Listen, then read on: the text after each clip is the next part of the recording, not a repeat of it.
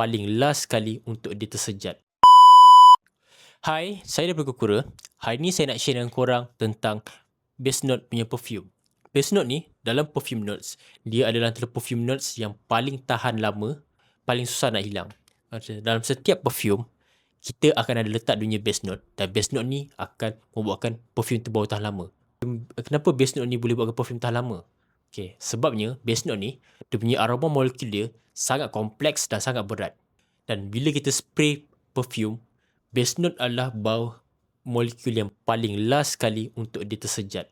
Dan Best Note ni juga, dia bertindak sebagai fixative atau fixative yang membuatkan perfume tahan lama, dan dia juga boleh jadi agent untuk menstabilkan aroma molekul.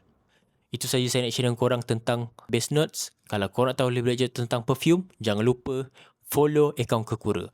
Tampil yakin sepanjang masa.